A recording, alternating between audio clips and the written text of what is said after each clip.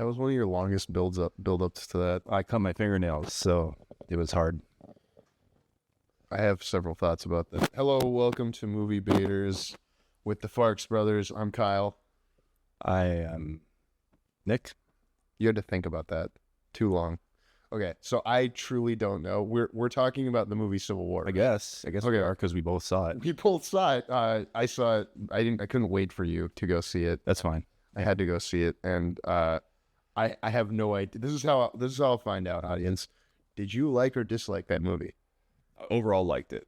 Okay, so what are we gonna debate? Because I like that movie too. Well, I'm gonna say things I found wrong with it, and you're gonna come up with Ways they're not wrong. even if you don't genuinely believe them, you're going to come up with counter arguments to them for the sake of debate. Are you saying that I sometimes bait just to bait? Yes, It's to lower my heart rate sure. because I find that debating makes Yeah. my heart rate go down. Yeah. And why do we bait movies? Just for upper Midwest filmmakers. Sure. Sure. Okay. Cool. So the good. I mean, like the acting was good, cinematography, like the direction was good. I didn't mind the premise. I didn't mind that we didn't know a lot. We didn't know what really happened, like how this came about, other than president is in a third term, right? So That's clearly against the Constitution. We've only had one president that's done that before, FDR, yeah, who fucked his cousin. sure. Should have done that either, FDR. And like I don't know if it just slipped by. Like I wasn't distracted during the movie, but like the different factions, like they're the Western forces. They obviously, as we know, I gathered it by the end that they are not for the president. I assume when I saw a map reading an article about Alex Garland today, there were more groups than I picked up on than watching the movie. The loyalist states in the center. Well, yeah, there's the states that stay, well, like New York and Washington are on the same team, but then you've got the Western forces, which is if, our two biggest states, Texas and California, teamed up, that would be detrimental to the rest of the country. But then there was the Florida Alliance, which was, Florida's going to Florida, obviously. Yeah, but Florida, who were they? Like, I mean, at this, all these different groups, but you're either for or against the president, right? Like, I didn't get it. Yeah, different groups when there's only when it's a binary sort of. What's interesting to me is that it depicts war in a realistic way. Unfortunately, it's in the United States. I say that as a citizen of this country who does not want to see, things deteriorate to this level. But what makes the United States, like, from a geographic perspective, great, right?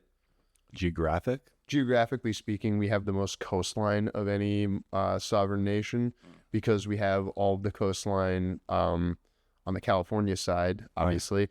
And then you have, like, everything along from Texas, Florida, all the way up to Maine. Whereas most countries have one side, either north, south, west, or east, that's coast, right? America's downfall will have to come from within because if you attack us from the west, well, we've got a whole eastern part of the country that's going to rally and come for your ass. Yeah. And if you attack us from, like, look what happened when we, got hit by Saudi Arabia. We went and fucked up two other countries, So, because the oil in Saudi Arabia.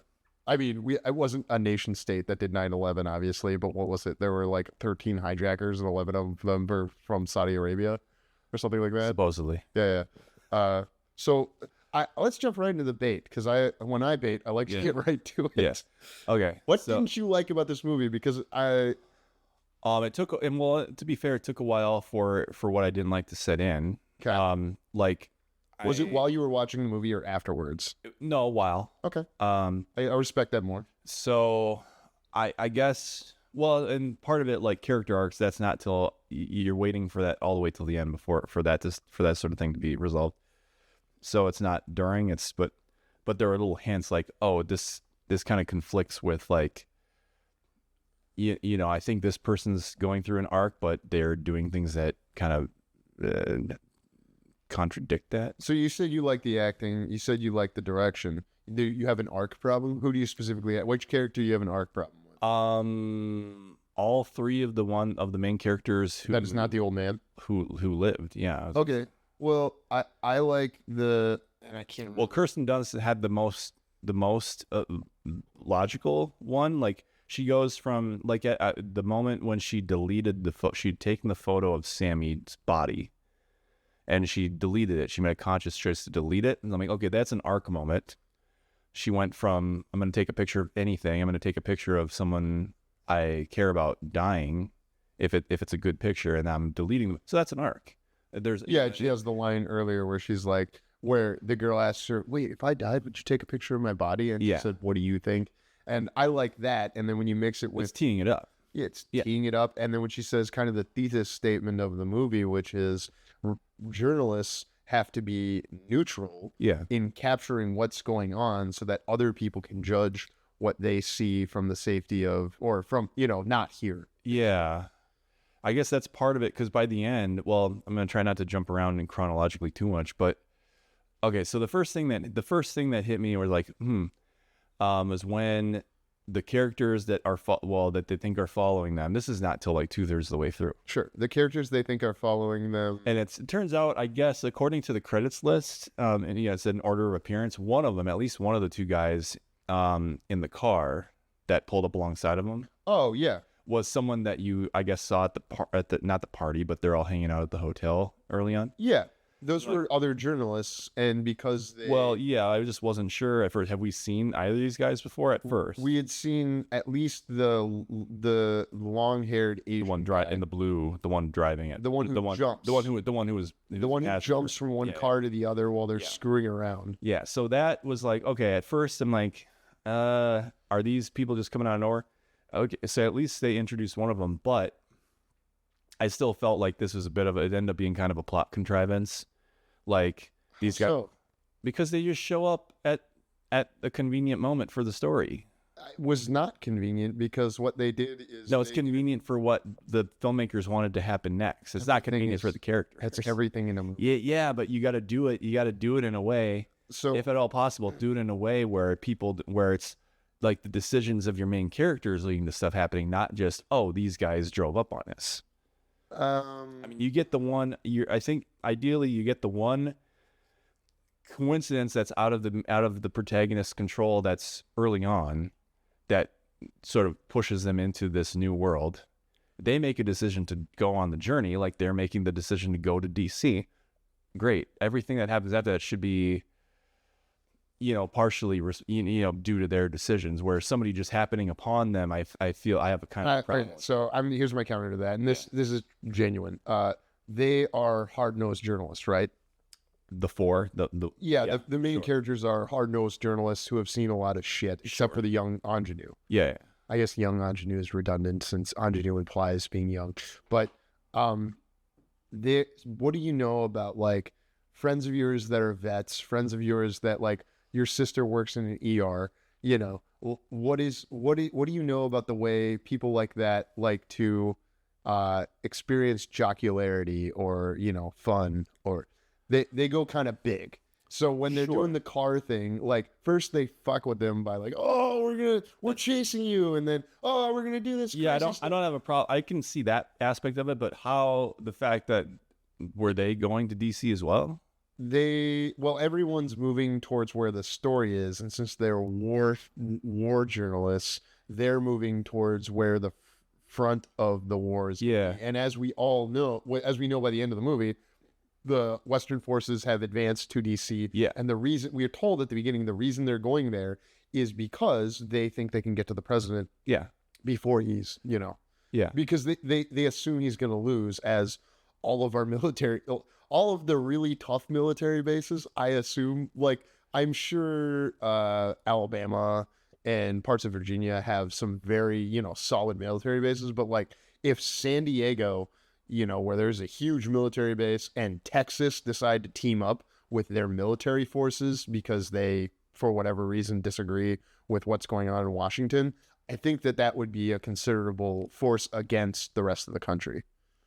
we kind of got off on a tangent. So Like, what we're talking about the arcs. We're talking about the characters. I'm talking about I thought when they decided to go to DC, I thought they were kind of some of the only people bothering to go. Like, They were the only ones who were going to go after the president specifically because he was killing everyone, because the sign of a bad leader, he's fascistic because he's taken a third term. Yeah. He's not meeting with media. Yeah. And all of those things are bad. yeah, but I thought it was kind of alluded to that they were headed there where like, not that they can't cross paths with anyone else along the way to DC, because it's a long drive, like that but it just came the timing of the moment, like, you're driving across the fucking country and They had the idea to go to the president, and everyone else thought that was suicidal. But the point is that they're all kind of they're not suicidal. are they all heading in the same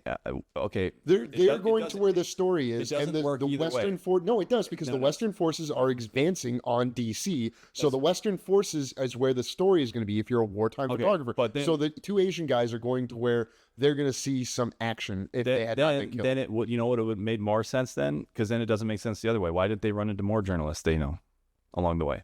That was unique because somebody else, like, they were going after the war story, whereas specifically the people we're following want to get an interview with the president. And that's what made them unique from the other war journalists in the movie. Okay, but I'm talking about The two Asian guys, I'm talking about the logicalness of, they're going in the same direction. They happen upon their friends. but they didn't meet them till 2/3. And the four didn't run into any other journalists until a quarter of the way through, Well, or 2/3 of the way through the movie. Well, a quarter of the way through the movie. No, 2/3. We're talking about two. I know, but I'm going 2/3 of to the counter way. that with a quarter of the way into the movie is when they pick up the old guy who's like, "Hey, I'm with the New York Times." Like, "Fuck your New York Times." Like, "I'd like to go with you." And clearly, That's not a quarter of the way. And that was like the very first scene after the opening scene. It's okay. It's 10%. It's between 10% to 25%. That's the first. It's the first act of the movie. Yeah. So in the first act, they run into somebody who's attracted to the idea of their suicidal mission, which is to go take a picture They didn't of run into him. They're staying at the same hotel as Sure. him. Yes, they're giving us the idea of, hey, look at these, journalists So do you see the difference between bumping into somebody at a hotel and bumping into somebody on a highway in rural Virginia? But they were being pursued by people that knew them and were on a similar path because everyone's going to where the story is. Everyone's going to the same story. Why didn't we see more They're going to different aspects of the same story. Interviewing the president is clearly a suicide mission, whereas following different military forces, as they show us several times throughout the movie, is something the military forces welcome. And this has real world there are rebel units who, cut off people's heads and kill children, who would still go, "Oh, there's a journalist here? Well, we want them to take pictures so that they can tell the rest of the world about how great we are." And they kind of show us that in the scene where they have the music during the firefight on in that urban environment. Where the guy in like the yellow was hiding behind the pillar, right? And he got shot anyway, but then they went up into and they pulled the guys out and put hoods on them. Yes, that scene. So that scene is there to show us that specifically the journalists work in tandem with the military. Yeah. Because the military recognizes the story aspect to what they're doing is important, and the documentation can help them in their cause just as much, like how the gun shoots, the camera shoots too, something that will make a point. And that's why it's not surprising to me they ran into other people they knew. And it's also not surprising to me that it was specifically somebody who knew the fun time guy, who his arc I thought was very clear. It's like he's an adrenaline junkie, but when the shit hits the fan close to him, he can't handle it. You mean the younger male in the group? The younger male, the mustachioed the guy from Latin Narcos. gentleman. Yeah, Narcos. He's a Narcos guy. I think of him as being, I think he was in a Marvel show, and I was thinking he was that guy. Doesn't matter. Yeah, so I'm just saying, like, what? Honestly, tell me, what are the odds that you drive 500 miles to DC, you don't run into any other? I don't think we ever saw them run into any other journalists, the two journalists they run into along the way happen to be people they know. Well, there are two journalists who happen to know the adrenaline junkie are also adrenaline junkies as... I don't care about their adrenaline. No, it's necessary to why are they moving to where the action is going to be. The climax of the movie, clearly people would know, oh, so the Western forces are advancing on DC. They even talk about that in the first half of the movie. I know that, but that's not, but there's going to be more than 6 people. These 4 people in this car and these 2 guys in this other car going there if that's the case. There's going to be other people driving there and they don't run into a single other fucking one of them. Except the movie doesn't show us the other journalists who are most likely in the same area. And the reason we're following these 4 journalists is because are you going to say it's narratively convenient that they are able to read the distraction the Secret Service sends out in the climax of the movie? Like, uniquely, the journalists are the only people who are like, oh, I think that was a distraction. Let's go check out the White House. No, because I don't think so. I don't know the journalist world, but even I was like, oh, this is probably a distraction. Like, we didn't see the faces of anyone running out of the White House. But that's because you've seen movies before. You know you're going to see Ron Swanson again before the end. No, I mean, I feel like that's what I was thinking. I was really thinking, well, if I was the president, wouldn't I send people out and make it look like I'm escaping, and will I sit here like a pussy? Under my desk? Well, I think he was trying. He knew that the Secret Service would probably be able to tell him the tactical advantage. That is that going to work? Yes or no? What percentage does it have to work? But could you use it to distract and take out some people maybe while then you make some while you work to, because they send the press secretary out to do the negotiation. I'm curious. I'm dubious on whether or not they actually wanted to surrender the president at the end there. It was literally only 2 people. It was her and the president. Like, what was she like? What was a press secretary? Again, I think did the press secretary have a past career as a fucking like hostage negotiator? Like, well, the press secretary probably would be the best person in the president's other than like people who not a Secret Service person. A Secret Service person isn't trained in, dealing with hostile conversations. Like a press secretary is. Yeah, the whole point of a press secretary is that they go out there and lie for the president, while journalists, this is how it used to be. Yeah, journalists with like microphones and recorders, not like people in camo. Well, yes, this is a democracy. So like most of the time it's the words and pictures that you're fighting against.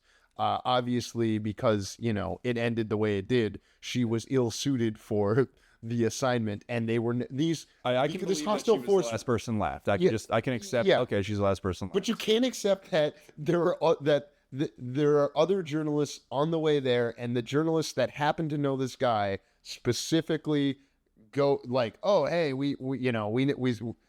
here's how I think they found them.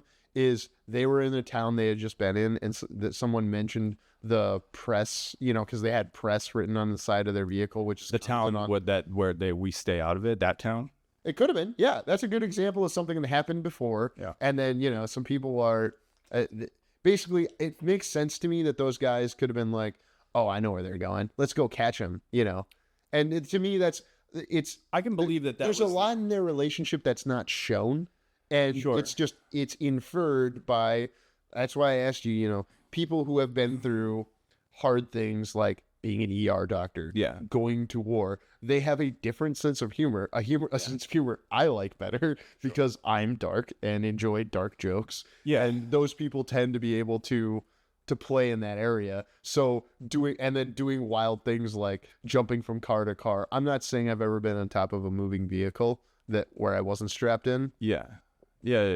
But I'm just saying it would have helped if the idea is that it's totally normal if the idea is that they are not the only group, because I was under the impression they're kind of the only ones on their way to where they're going. They're the only ones with the specific mission that is stated. Yeah. But other people are like all the people in that hotel are obviously we're given the implication that everyone in the hotel lobby is some member of the remaining press in the country, and that press are seen as neutral observers of the civil war that is going on. Then we should have seen them crossing, like logically, then we just should have seen them crossing paths, even fleetingly, with other groups of press. What would that have added? It's painting a realistic image of the world. When it's like Walking Dead, they're like the last 4 people on Earth, basically. Like that paints the wrong picture. And then when you see 2 people come out of nowhere, it's They are highly specialized people, and they're going towards a very specific goal that most of the people in their field would not, because everyone who has tried has been killed. Whereas other people are still going to go, because they make it very clear when they get after what's his name gets killed, the old guy. Dang. And they're on the military base. Yeah. And then they find out, oh, they're rolling in tonight, Yeah. This whole mission is lost, right? Basically, the point I'm making is other people would be following military forces who are journalists, and specifically war journalists, to get to where the action is going to be. They're getting tips. People are, they're having a cigarette with somebody. Hey, where are you guys moving? I know you're supposed to tell me, but I'm going to, I'm not going to tell anyone. I'm just going to go there myself. And like, to me, that's how journalism is done in that context. It's a tip. It's it's something that's not pretty, and it's kind of skeevy, if you will. So it only attracts a certain type of group, and then you don't see you. I don't think we would have seen all of those people in the same place, and we're very mono-focused throughout. Like, we're kind of claustrophobic with those people, except for the end when the movie kind of becomes like a video game and you're over Washington and you're seeing, but most of the movie does not do that. And I think I'm glad for it, as I kind of feel like you were saying, you like that the movie didn't tell you things. Like, for instance, I've heard a lot of people go, oh, I don't like that the movie doesn't tell me if it's Republicans or Democrats. What was it the Republicans' fault or the Democrats' fault? Or maybe, who it is Jill Stein in Michigan. Yeah, I haven't really heard. I did think watching it, man, there are a lot of people who, from both sides, but mainly the right, who are going to go in disappointed because it's a bunch of neckbeards who are, wanting to see, like, they were hoping to see Joe Biden stand in, get assassinated, and they didn't. And people. I don't think the president in Ron Swanson is a stand-in for any specific. No. Yeah, and I hear a lot of people making a Trump comparison that pisses me off. That's a smart way to do it. I agree. I don't see this Trump comparisons either.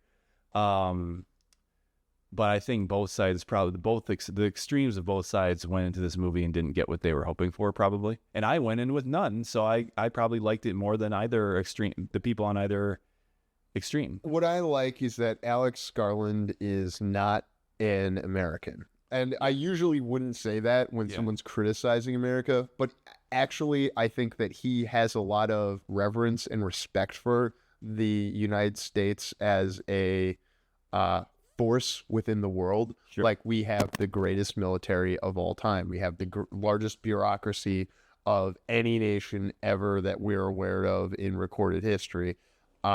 So, he's looking at it going, it's not about if Republicans are wrong or Democrats are wrong. It's about if America turns against itself, this can go south very fast. And to quote Reagan, we're the shining city on a hill, right? So if we stop being that, and we, it's kind of like how where a place we live near in the upper Midwest, a city that could be of a twin, became a site for a certain type of injustice in the world, and then that invited a lot of panic. It invited a lot of people doing nefarious things, and lots of tough words, lots of big words. I haven't seen a lot of change. And I mean, most of what's happened because of that incident, I'm obviously referring to George Floyd's murder, because it's been adjudicated that it was a murder. Yeah. Even though you'll find some people who will debate that, who have lived in that city, right? Or haven't. Or some of them. No, I talked to it for, Owatonna, and they have all the facts. And no one's going to know where Owatonna is unless they're in the Grand They can look it up now look up Owatonna and see how exactly far away it is from Minneapolis. But my point is that I know people who grew up in North Minneapolis who also may have served in a police force, but then got shot on the job, and then specifically said, well, it's not a murder for this and that reason because the trial is compromised. It's kind of like how the former president went from saying, well, it was stolen, to now he says it's rigged, because he's got a point if he says it's rigged, because like, oh yeah, it is kind of screwed up that they put a camera on your empty podium when Bernie Sanders was making a speech and gave you all of this free media. It's an in-kind donation to your campaign. Not he's referring to the next campaign after that, where they did the opposite, but I'm using the counter example to show, yes, it is rigged. It is rigged against certain people. It was rigged against Bernie Sanders, clearly, by both his side. Like, we don't even have to debate this because it's been adjudicated in court that the parties are allowed to fuck over people in their party and pick their winner because they're private clubs that can do whatever they want. Maybe George Washington was right.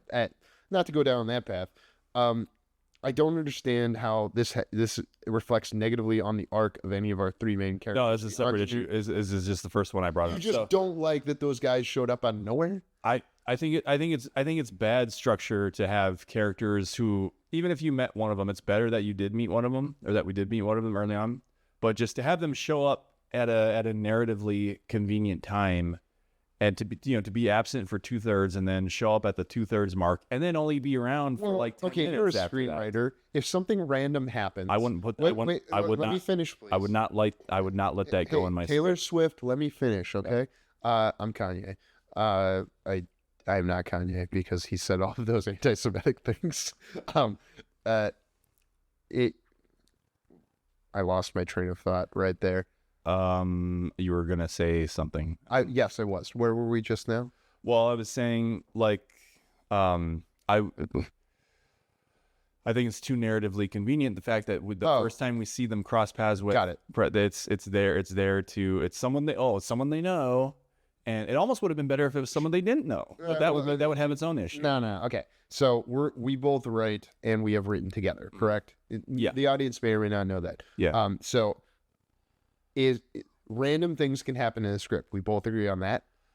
It's okay to have random things. It's okay for something spontaneous or something random to have happen in a script, as long as it's plausible. Like, it's plausible they'd run into somebody. It should drive the story, though. It does. Like, no. Let me finish. Okay, so ahead. If something random happens that results in something bad, that's good screenwriting. But if something random happens that makes things better for the protagonist, a deus ex machina, that is not good screenwriting. That's the axiom I've always kind of lived by, is if something random happens that causes the protagonist to be in more peril, good. If something random happens that fixes a problem for the protagonist that they didn't have any involvement in, bad screenwriting. Whereas this resulted in specifically something bad. Sorry. I think you get one random thing. That is the situation. That is the inciting incident that that doesn't have to come from the protagonist's actions. That sets everything in. It's the letting go of the bowling ball and casting it down the fucking. I just need the audience to know that he mimed that. Yeah, it was that. I couldn't figure out if he was a monkey in the zoo, obviously flinging a bowling ball and like else. It's setting in motion, but everything after that really should come out of they say you don't have a passive protagonist, right? So like protagonists shouldn't just be reacting to things or responding to things that happen to them. They should be doing things that and things happen to them, like especially when you've got villains and a lot of villains. Like, things happen to them, but like they would never have run into, and they're still driving the story by their decisions, though. Because let me use something. So anytime in a script, especially when it's 2/3 of the way in, like anytime someone shows up, kind of out of the blue, and they weren't involved in the story up until that point. But you already said that they were involved in the story because they're in that setting up scene. I said I like it a little bit better that these are at least one of these characters we at least met before. But also that increases the randomness of them crossing paths again, especially since... In the scene where they went up and the guy gets shot from the column and they go up in the building and then they take the guys out in hoods. Yeah. After all of the action transpires, Ingenue is like shell-shocked, can't move. Kristen Wiig is kind of vamping. And Kirsten Dunst. Oh, sorry. It's only I've been showing my 4-year-old daughter Ghostbusters and Barb and Star Go to Vista Del Mar, which I would argue doesn't have too many sexual things in it. At least not anything worse than The Waterboy, which I fell asleep watching while the family was watching it because I was watching the Lions playoff, and the 4-year-old comes in and she's like, I want to watch football. I'm like literally watching the NFL playoff game, but she had seen The Replacements, which is probably worse than Waterboy. But the point is that in Waterboy, there's that one scene where, the woman's coming on to him, and I had fallen asleep for that, but my wife just let them watch it, and I was like, what? Yeah. Why? I would have fast forwarded. Even I know to fast forward through that. So when Kirsten Dunst sorry, let me get the audience back with us. So right after the action scene is it De La Soul? I think that's the song they play. The De La Soul, little violent scene of, two warring factions killing each other. Yeah. Ingenue's shell-shocked. Kirsten Dunst is like looking pretty up on a balcony, and then isn't the guy that Narcos guy is talking to, isn't it that guy, or was he talking to one of the military people? I thought he was talking to one of the military people, and then I thought that same guy is the one who shows up later, and so and I'm not sure, because if it is the same guy, and this is why we'll have to go back and rewatch. Shows up later when? I thought that was the long-haired Asian guy. No, he was one of the people. He was one of the fighters who was down that they were with. That's what I thought, but wasn't he also a long-haired person that could have been from? I don't think he had long hair.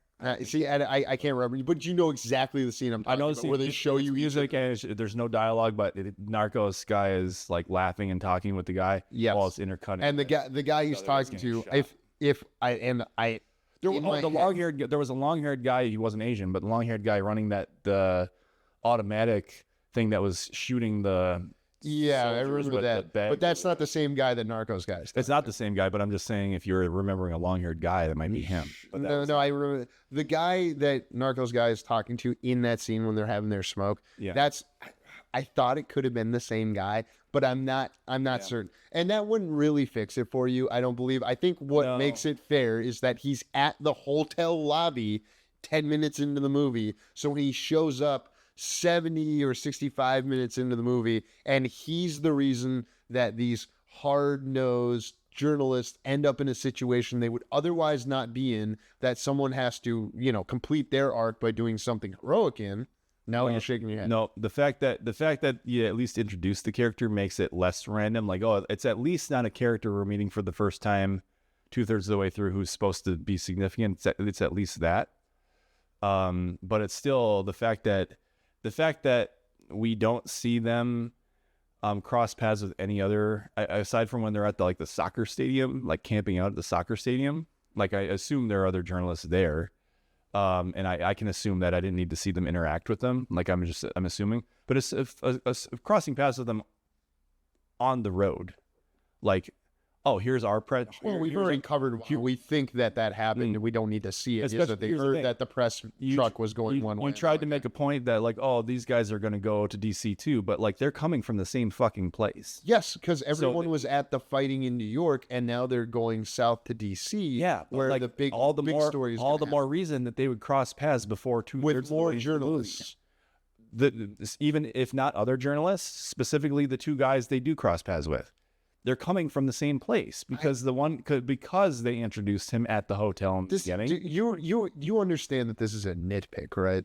Yeah, but this is a nitpick. You're trying to tell me that why it doesn't matter. I'm saying from a screenwriter. No, I don't think that it doesn't matter. I think that it makes a lot of sense because it leads to the end of the second act. Yeah, which is they didn't need to wheel out characters who it's bad screenwriting to have characters come out, but it's even if you introduced one of them 10 minutes in, to just have them pop up randomly, to not be active in the story, and to only have them show up so they could fridge them so that Narcos guy has an arc, because he doesn't break until after they get killed. So they have a very necessary narrative. He breaks because Sammy dies, though. You don't know that it's because... No, they're all fucked up right as soon as they get into the car, and they're dealing with seeing people that they cared about get killed in front of them indiscriminately by a scary person who represents. And that's fine. I guess I would have balanced it out. Then if I had written the script, I would have balanced it out with having them cross paths with those characters at least one other time in the interim. It would have felt less random and less trotted out of convenience if they had crossed paths with them out of even just once more. While this makes for spirited debate, I would like to call out that good criticism doesn't, well, I would have, this is how I would have done it. I'm just saying that, or fine, I won't say it that way. I'll say this is what I would have liked to have seen as a viewer. I understand what you're saying, but there are several set up narrative reasons for why they're there, what they do, and it's not like, oh, we didn't see enough journalists. Well, here's the thing. Let's move forward from that scene and did you really need them to be there? And my answer is no. Yeah, you did, because they couldn't have killed any of the major characters there. I mean, they do kill the old guy. They could have killed Sammy with it regardless. They could have had a different way. First of all, I think the car hopping stuff is stupid. I get the whole thing. Like, once these characters are here, and they get their jollies and they're adrenaline junkies, so yeah, that's fine. And once they're there. But then the girl decides to do it. Like, I see nothing about her character leading up to that point. That's an arc thing, because she's getting more daring. And the whole thing is that she's not as daring at the beginning, and she's learning to, kill that, nervous, scared part of herself, which ultimately almost puts her in the path of getting killed. And then because Kirsten Dunst gets soft and saves her, she dies. I didn't see her arc as getting more daring. Well, how would you describe her arc? Well, we'll get to the arcs, but oh, well, we're there. We're talking about Kirsten Dunst's arc, and Kirsten Dunst had the most obvious arc. I'll take a photo of anything to I'm going to delete the photo, but then I guess it also leads. And then I'm not even going to take the photo. I'm going to save this surrogate sister, daughter, however she had a very eternal. Yeah. I was talking to somebody who baited me on whether or not she was attracted to her, and I'm like, come on. Oh man, there were undertones there, weren't there? Hey. But hey, they didn't say that they're not. They didn't. The MarySue.com agrees with me. They never subtext. They never said that the 23-year-old likes boys, and they never said that Kirsten Dunst likes men. So there must be undertones that I don't have a problem with that interpretation. It's an interpretation, but it's not undertone. The point is that she cared about her. You know what was an undertone was the Narcos guy hitting on the 23-year-old. Oh yeah, I found that creepy. That's an undertone, because it was deliberate. It was subtle. You don't know that he's feeling sexual towards her. You can surmise it. He could be. It could you all want be. To sleep alone. You don't want to. You want to keep your company. He slept to the guy next separate. So that's He slept separate. They showed us how they slept after she said no. But he asked. The point is that and sure, there is possibly an undertone of he wants to fuck her. There's way more of an undertone that he wants to fuck her than Kirsten Dunst wants to fuck her. Well, that's a debate you could have with the person I was saying. I think that there was, one might use the word maternal instincts, which I don't want to be too gendered. Just the point is, Kirsten Dunst was looking out for girlfriend Priscilla, played Priscilla, and she, because of that ended up in her demise. And I like that arc a lot. Sure. I really like that arc, and I was curious to see if you'd have any criticisms of it. No, that arc, I think that arc is fine. I don't see anything. Yeah. So what's the arc? Is you've given the we've opened this debate by going, why did those fucking Asian guys show up? And the reason is so that they can get killed by fucking Fat Damon from Friday Night Lights. Think of it from a screenwriting perspective. Why does your script's arc hinge on two characters, one of which you may have not even met in the beginning, but one that you did, and then who's absent. I'll give you a reason absent for 2/3, and they show up and then get those killed. Those guys. You're right. Those guys are plot devices to get one of our main characters to break. All you had to do was to get us to Fat Damon, because they wouldn't have shown up at Landry's place. Sorry, I can't remember the actor's Jesse Plemons. Jesse. Yeah, sorry, he was Landry. I don't know who came up with that. I may have just thought they're genius, whoever they are. Yeah, because he does look. They're almost as genius as the guy who said bone goes in the skull. No, skull and bones. You fuck. All right, yeah. Anyways, stop trying to make this a linear podcast where we start referring to previous episodes. If you listen to episode 3, the Late Night with the Devil one, we're really sorry about the the technical issue with the sound on 20 minutes in. Also, just following up from last episode, because I'm going to get this out of the way, we did watch The Omen, and Nick here, who argued that, oh, The Nun isn't good because it's just all like fancy kills. You're like, No, I didn't say fancy kills. I said like jump scares. okay, you were shitting on the 1976 Omen for like, no, they got better kills than the second one and third one. They got better kills. You said that like 2 or 3 times like a crack addict while we were watching The Omen. Right after drunk as fuck too.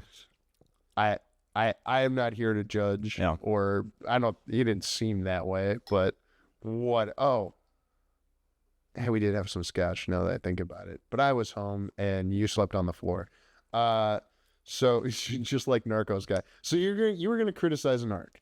I don't think there's more meat on the bone of why did those Asian guys showed up, but it was so that we could get to Fat Damon, and then he's why America is scary, because there's a bunch of people. America's a big country. Yeah. You can hide and put a bunch of bodies in a mass grave, and people will notice if your farm is big enough and you're cool with people you live by. They use the Asian guys. I'm sorry, I don't know I didn't catch, Well, their names were, we don't even know the names of the 4 main characters were that bad. That's true. Yeah, that's true. I mean, it's a very like, it's not a movie where they go, and here character A is how I feel about character B. Yeah.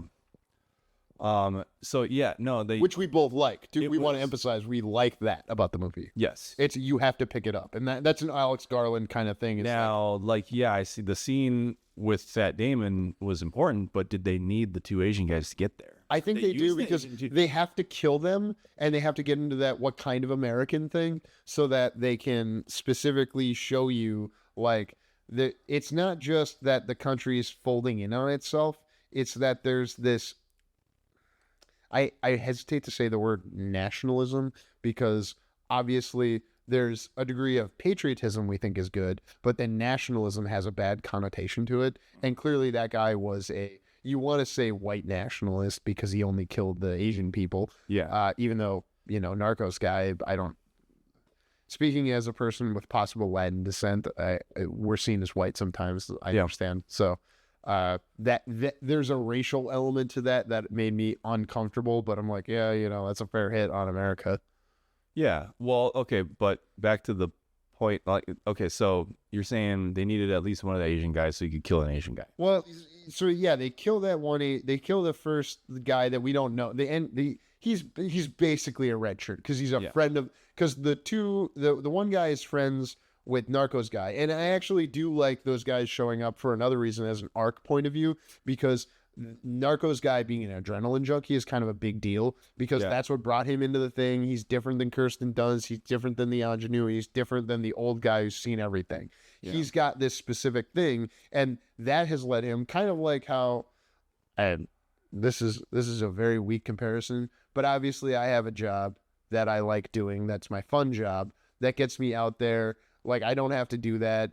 I'm doing stuff around people that are drunk. There's a lot of high emotions, and I enjoy doing that because I have a little bit of adrenaline junkie in me. Yeah. And the people that I am friends with from that job are very different than the people I'm friends with in my 9-to-5 life, in my life with you trying to make movies, in my family and other types of, groups I have, because it's a very different, like, that guy is there to show us what kind of guy Narcos guy is. Because I'll give you an example. So I'm on an elevator with 2 fucking nerds, and if you guys hear this, you're fucking nerds. They're engineers at a company I worked at, and there's a woman who's gets on the elevator, and if she hears this, I would say those 2 fucking nerds found you attractive.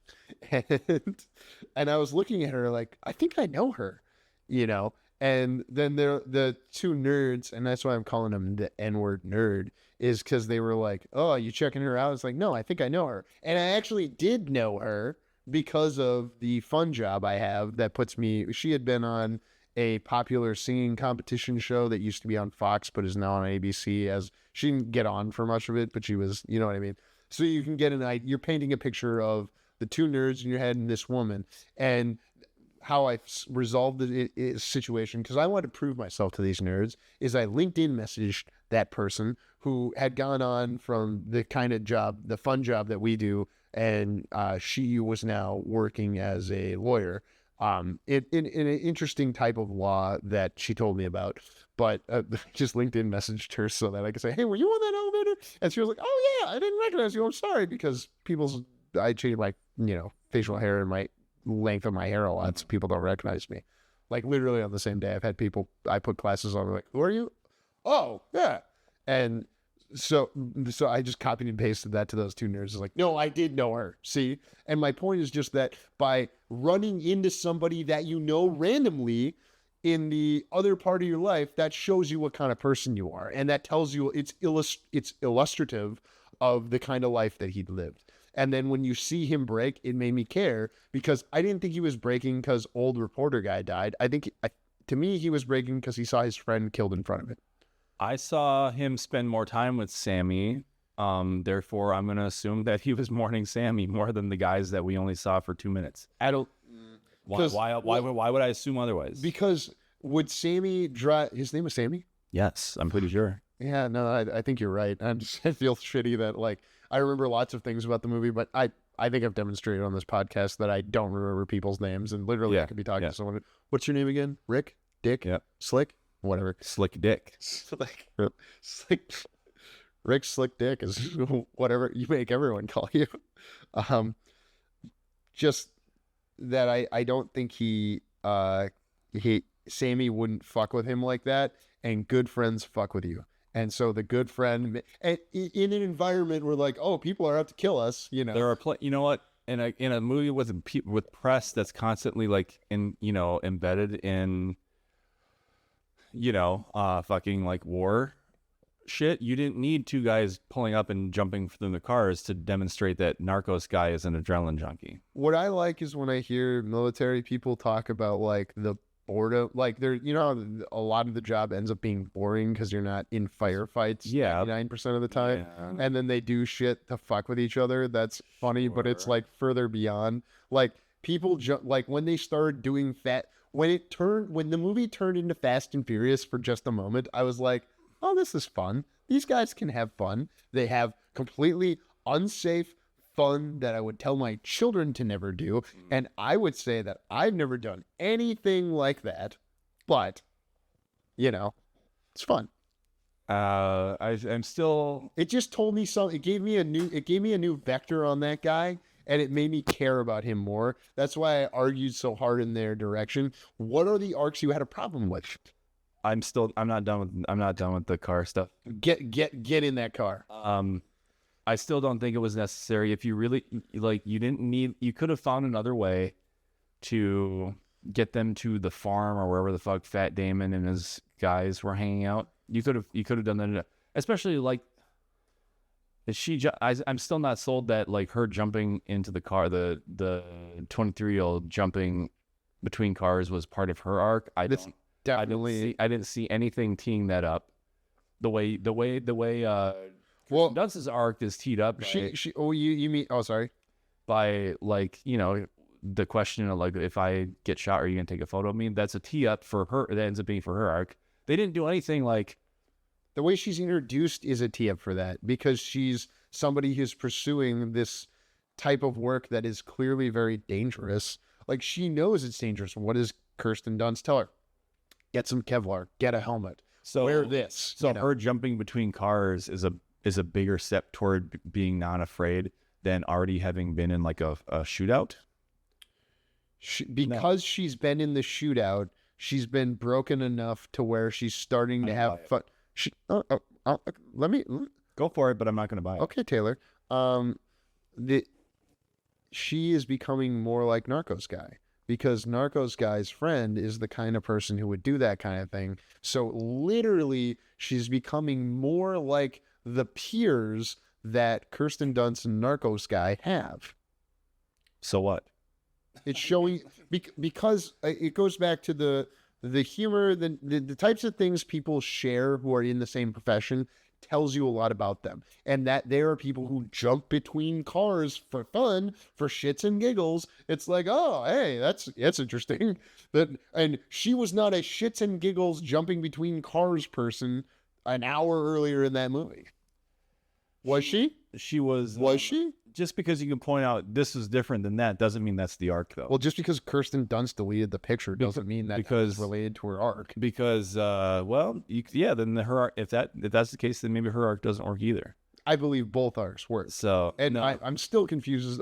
So you have an issue with them showing up. Just to recap, you have an issue with them showing up.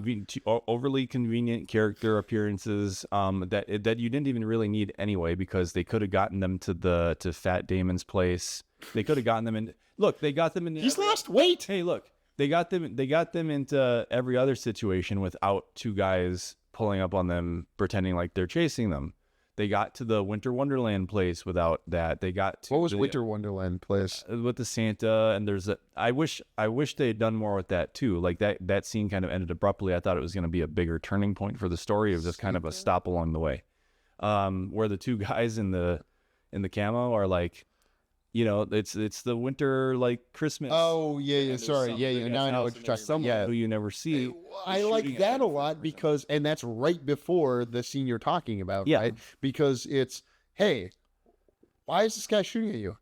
I don't know. We don't know. This guy's shooting at us. Like that scene right there is kind of explaining to all the stupid people who came into the movie going, well, the Democrats or the Republicans are to blame for this.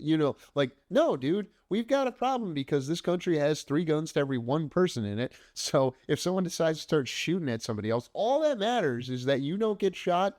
And if you're as so blessed as to have 1 of the 3 guns to every 1 person in this country, you kill them before they kill you.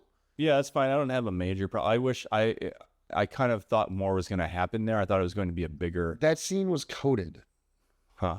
Like, it's the Winter Wonderland in the middle of whenever Christmas time it is. Yeah. And then you see, like, the 2 tough, like, sniper guys are, for completely reasonable reasons, laying on top of each other. Sure. But then they show you, like, oh, they've got, like, weird paint on them. They've got some pink in their hair, and their nails are painted blue. And like, wait, what's that about? Now, I assumed in that scene that it was camouflage, but we don't know what they're coming from. And what I liked is just that it was like, well, I have no idea what's going on with these 2 guys. And the whole point of that scene is that those 2 guys don't know what's going on with the guy in the house who's shooting at them, who clearly had some sort of Winter Wonderland business or had enough money to buy a bunch of weird Santa stuff. Do you know, I got to go on this tangent because the woman who was encouraging Monica Lewinsky to, like, do her, like, come... If you've seen The People versus O.J. Simpson... Nope. I know you haven't seen it, Nick, but you should watch it just since Juice died. The Juice is loose in hell. Rest in hell. Yeah, well, you don't know that he went to hell. He could have done a lot of nice things in his life. And maybe if he did kill those people, he's repented. And that's right. With religion, you just have to go confess, and then you don't. Oh wait, I actually realized I'm screwing up American Crime Story season 1 or 2 with season 3 or something like that. The point is the one about the impeachment of Bill Clinton. The person who was with Monica Lewinsky, like, she got, I can't remember her name, and I'm really sorry because she got torn apart in the press back at the time. Oh, Linda Tripp. Linda Tripp opened a Christmas store and was never heard from again after all of that. I know, right? Isn't that a weird, fun detail? And she's like super into, like, there's something to being too into Christmas that tells me something's wrong with you. And I think Alex Garland agrees with me on that. And if I ever run into him, the first thing I go, hey, so when people are like too into Christmas, do you think they're fucked up and can't be trusted? Yeah. Like how Linda Tripp kind of shouldn't. I don't think she was. I think she was put in a bad situation by people with a lot more power than her, right? But she was too into Christmas. Okay. It's just a pattern of bad decision making. So, Civil War. You don't like these guys showing it. You don't like the cars, but then you refer. Well, you know what? Here's the thing, though. I guess I don't mind. Like, I guess you have to accept, and I guess I can accept the story being pretty episodic. right? Like it's That is something that people say about Alex Garland's work. generally oh really? Because I'm not that familiar with Well, 28 Days Later, you've seen Ex Machina. I assume you've seen 28 Days Later. I saw it 28 Days Later. You haven't seen Ex Machina? Okay, people. Wait, really? No. For fuck's sake. Oh, I'm sorry, but like, one of the interesting things about that movie is that they do a lot of negative replacement. Like, you know what additive CGI is, right? Yeah, they're taking stuff away because it's her face. So they have to film plates neutral. Yeah, they have to motion control, and, Well, okay. or maybe just start from scratch. 2 movies we were watching, and I know in another one of these episodes we these movies are just piling up. We are watching Ex Machina. We are watching Network, because those are great movies you should have seen so that we can talk about them. Sure. And those are foundational, important movies to me. Ex Machina, Network. Yeah. Well, speaking of Ex Machina, but like the term "do Ex Machina," I know I said deuce. I know that's why I don't like the characters showing up when they show up. Because it's out of no to drive a very specific. I guess in a way it's almost better that it almost would have been better like if you're going to run into somebody on the road randomly, it's going to be a plot point. At least it's less of a coincidence if you didn't know them. So it's like I'm torn about, is it better that they introduce one of them early on or not? But bottom line, they didn't need them all the purpose they served in the end. If you got to look at the big picture, like what purpose did they serve?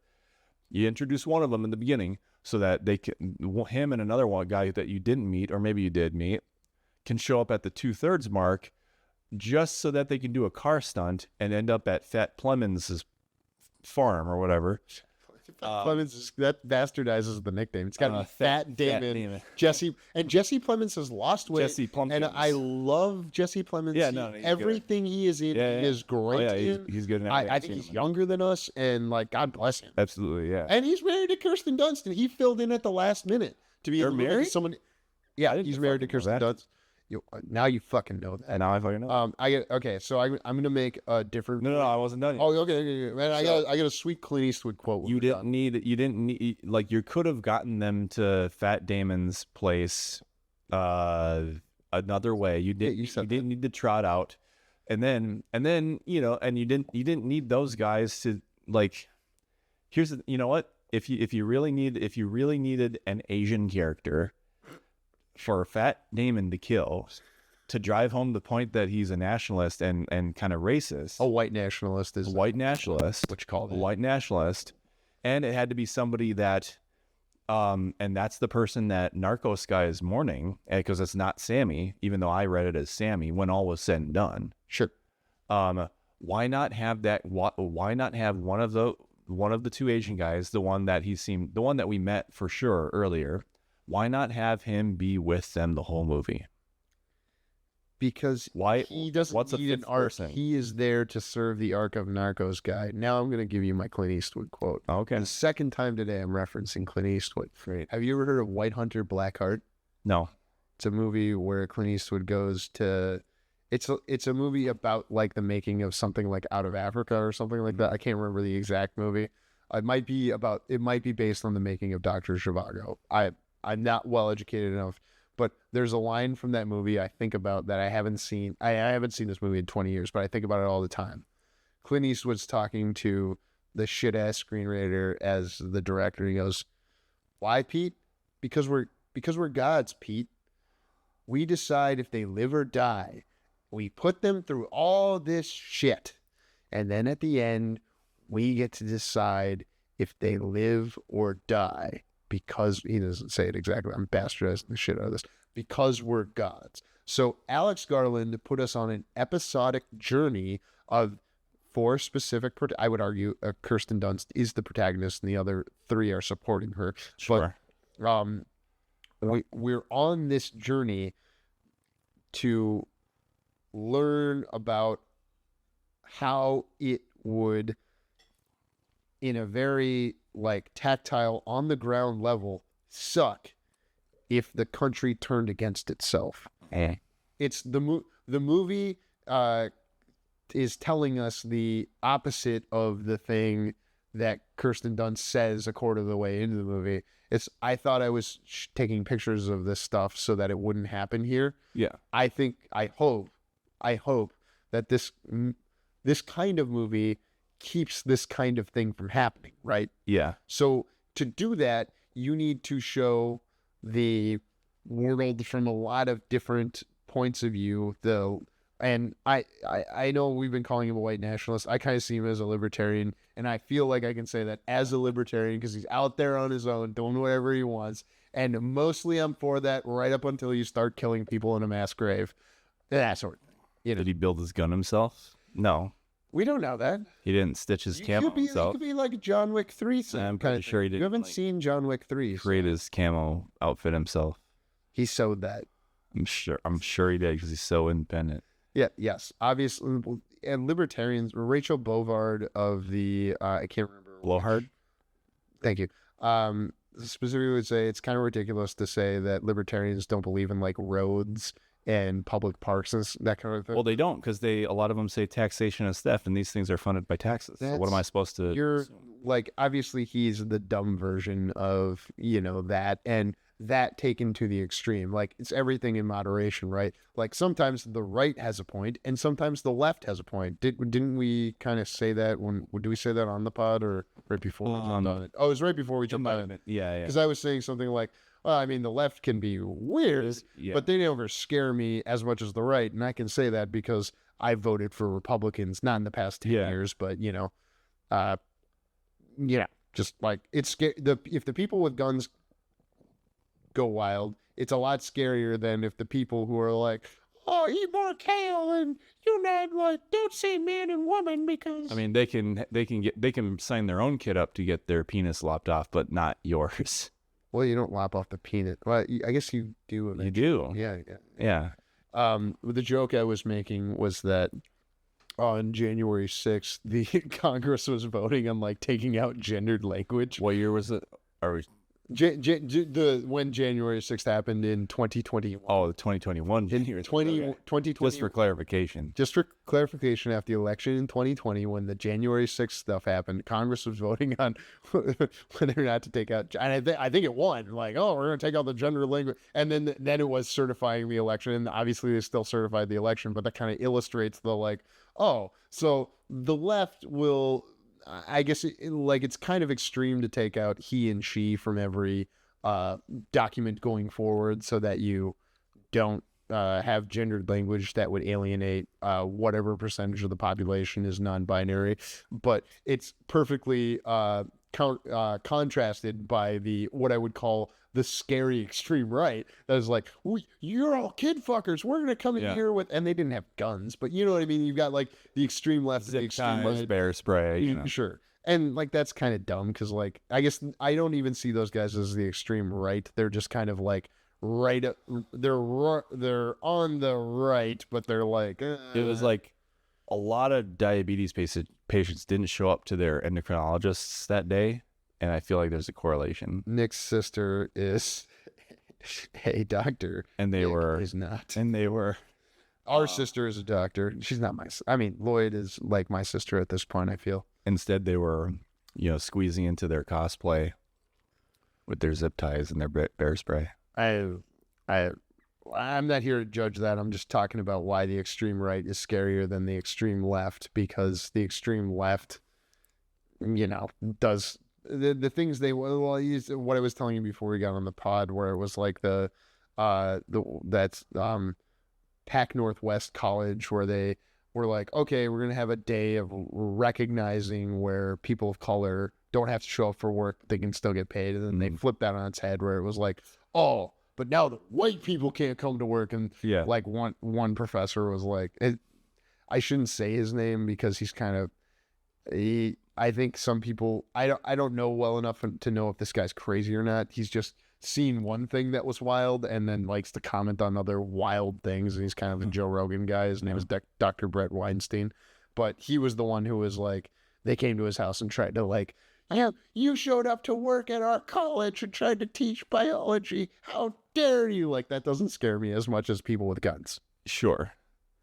These extreme swings, the way I've started to think about it, these changes like have inertia, like physical objects have inertia. Like think of it like a pendulum, and that pendulum eventually settles in the middle. But if you pull it back one way, you pull it back to the right and let it go, it's going to swing past the middle and go to the left, and vice versa. And it's going to take a while. It's going to go back and forth before it finally settles in the middle, and before that inertia peters out. The focal point at the top stays on top of a pendulum and doesn't lose its position. What does the focal point? What is the anchor point? I think of it as anchor point. Anchor point, yeah. Well, I'm just saying that what does that represent? That represents the elites in society that put the two working class sides against each other. Like, this is the first nation to have a multiracial working class who have nothing other than national identity. You're thinking top because it's above the pendulum. That I don't think it necessarily correlates. But what I'm saying is that if the pendulum would have to swing pretty hard to upset the top of the pendulum and come off of the structure that has been built up to hang. Like, a pendulum has to be structured to swing back and forth. I think that's taking the analogy too far. I like to take analogies too far. The farther you take an analogy, the less it like correlates to real life. Like, you can say it's at the top, like the top of the pendulum correlates to the top of society. Would you have a problem? But I don't think that's it. I'm talking about just like change. I'm talking about change when something's been sort of restrained, and then it gets, and then that restraint is removed. It's like holding back a pendulum and letting it go, and it's going to swing past the midpoint. I don't think that has anything to do with gravitational force. Eventually, the pendulum would lose momentum, and inertia. The inertia peters out, and it settles in the middle, which is the natural. Just like water is going to spread out and settle. And even out. Liquids spread due to gravity, if not in a container. Yes. Well, there's gravity, but then gravity is what's pulling. It's the force of the pendulum, but the inertia is what makes it swing past. When gravity pulls it to the center, inertia pushes it past center, and eventually it settles. But my argument too is that it would have been held back in the first place. There would be no inertia. So when we talk about like, oh, the gays want everything now because we let them come out of the closet, it's like, well, if the fucking gays takes on a new meaning. I'm sorry, it's just like, because you're imagining them fucking now. No. Most of the people who are anytime there's an argument like, well, we gave them this and now we give them an inch, now they want a mile, they want special freedoms now that beyond just basic rights. Well, even if that's true, like, it's never, you wouldn't be that way if you hadn't restrain them in the first place. I heard that goes for any group. I heard a comedian talking today about how reparations will probably never happen in this country. But guess what? You have a perfect advantage, America. There are 14 million slaves in the world still today. So what if America was like, you know what? We are the world police. We're going to take care of all those slaves. You have 6 weeks, other countries. Stop. And the reason that wouldn't work is because the cobalt mining for our phones is done by slaves. So we'll square that with me, Apple. Yeah, well, if you're listening on this on a device that was probably developed at some point in the supply chain, there were slaves. Sure. And that is, there are a few things to talk about there. Like, no side is a stranger to virtue signaling. Correct. Like, but then virtue signaling comes in different forms from different sides. Well, like, even saying, oh, the fucking gays want too many rights is like a form of liberal virtue signaling on some level. I'm saying that on some level, and I say this as your brother, you're signaling your virtue to the good liberals, or most of the people. What is it? 70% of the country, like, most of Republicans at this point believe gay marriage. Like, what are you talking about? Of course, that's the law of blind. You know what I mean? Most of them, but like 10 years ago, that wasn't. I agree. Hey, Barack Obama ran on a, hey, I'm against gay marriage kind of thing back in 2008, but that was 2008, and we're in 2024 now. The world changes, and that's why this movie, I think, is a big deal, because hopefully what it leads to is conversations where people say, hey, we should not be so at odds, left, right, green versus the opposite. I guess green or is the opposite of red, because blue and yellow, red versus blue, conservative versus liberal. That's what I'm saying. The colors that we assign for political parties don't correlate to the fucking color wheel. So it's like not analogies don't. Well, there should be a yellow party. Analogies don't always work. And if you're looking at primary color, there should be a yellow party. Well, I'm looking at the color wheel. Like, red and green are opposite.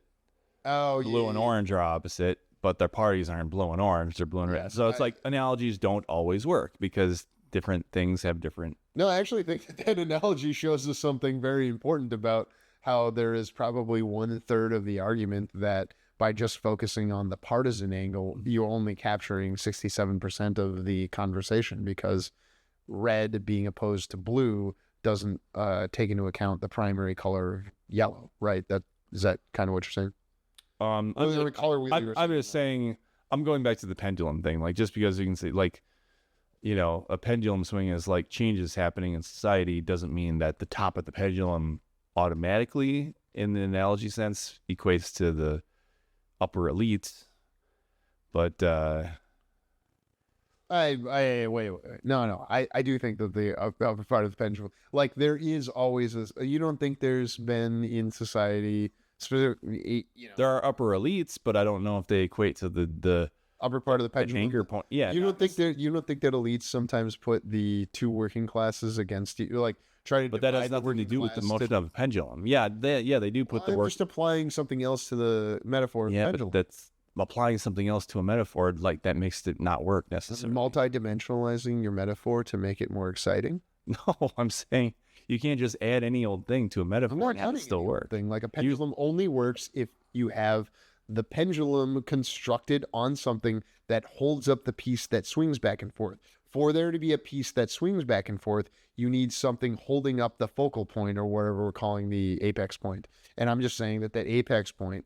I'm not talking about anything being held up, though. That's the analogy. I'm talking about pendulum doesn't work unless it's being held at one point. That's a pendulum. That's one side of the analogy. The other side of the analogy is I'm talking about the inertia of the pendulum.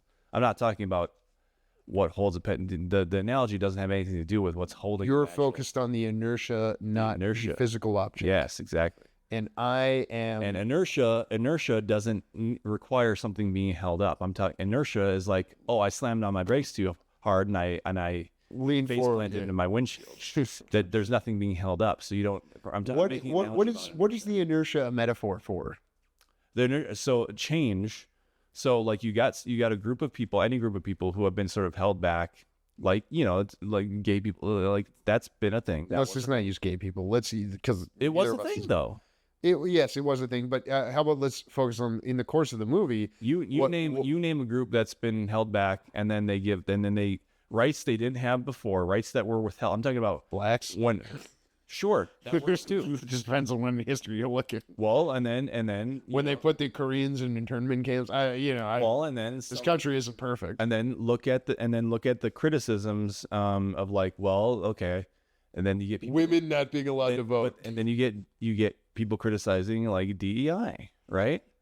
So, like, well, yeah, but DEI. Jon Stewart made the point to Charlemagne the God recently that DEI was constructed by the private managerial class, and so the people who caused the problem, going back to I point at the focal point of the pendulum, like, because they're the ones that probably caused the inertia of pushing the sides back and forth.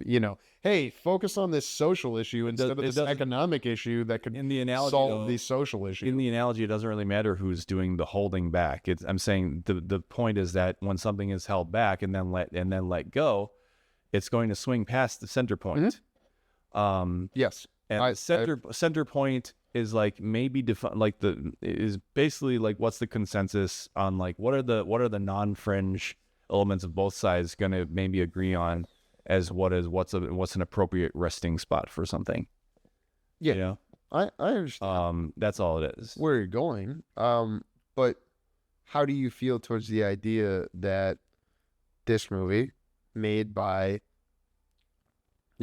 Wall Street Bros at A24, actually taking a cool risk by, making a $50 million movie, which they have not done before. Yeah.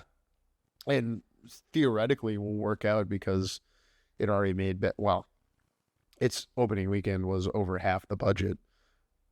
Yeah. They're only seeing probably Half of that. in the first week. Yeah. The movie will have to do 100 million probably, or 150 million globally to be profitable. But the whole thing with A24 is they're making money off of like the ancillary pieces to their movies. I keep getting advertisements for Marcel the Shell, like a Marcel the Shell object you can be sent that is like $50. I'm not paying $50 for a Marcel the Shell when A24 goes under someday. And I don't say that because I want them to. I just think that all capitalist endeavors eventually reach their, Yeah, because they are insatiable and they always want more. Like, so the thing, yes, us regular people, we're told, oh, this is the job you do. This is the absolute maximum you can ever expect to make at this profession, and you should just be happy with it. Corporations, no, we don't have a stopping point, and there is no such thing as enough. Well, yeah, we always have to continue making profit until. Of course, there is a point where like you can't do it anymore. Yes, Kodak is not the standard anymore. It's not even about your product going out of style, though. So instead of the example you gave of a social issue, what I was going to give as an example of people being pushed too far as it relates to the movie is that we don't need to know more about the president than that he is in his third term. We don't need to know more than just he has violated that. We all know president only gets 2 terms. Yeah, it wasn't a problem for me. No, I'm not saying this is a problem. I'm saying like the same way you were making the analogy to LGBTQIA plus people being, held back. And in the past. Yeah, sure. And in the context of the movie, people have been, instead of held back, pushed too far by the president taking on a third term, and we're 14 months into that. And obviously there were probably a bunch of things that precipitated that.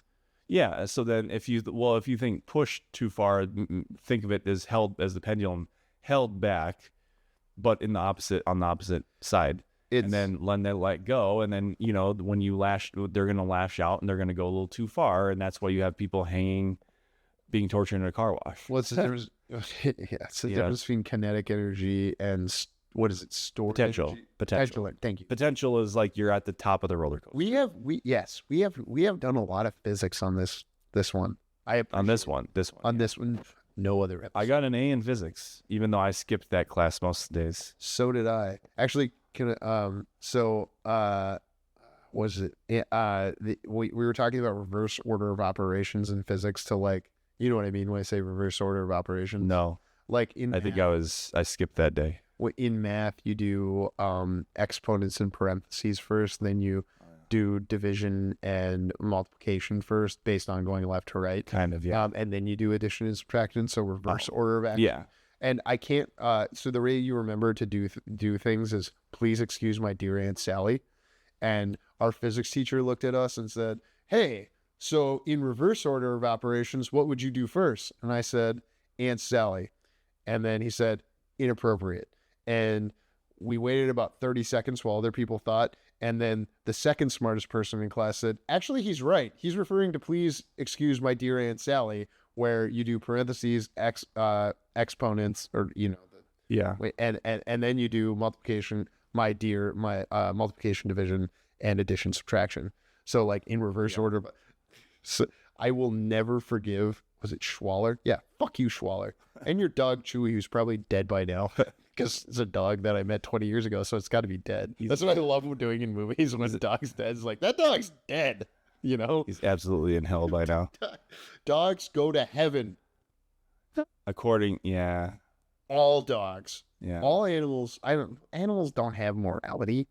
They're they go into non-existence, I believe. Although if you're that's so fucked up about religion that humans go to these places, everything else goes to nowhere. So how do you explain that there were much less humans before? So if you believe in reincarnation, the question is like, okay, so when there were less than 1 billion people and now there's 7 billion people, where do they come from, right? Yeah, trees, or right, like where do they? Maybe the spirits get divided, and that's why everyone's such a fucking idiot these days, because you got so many you got so much spiritual whatever split amongst.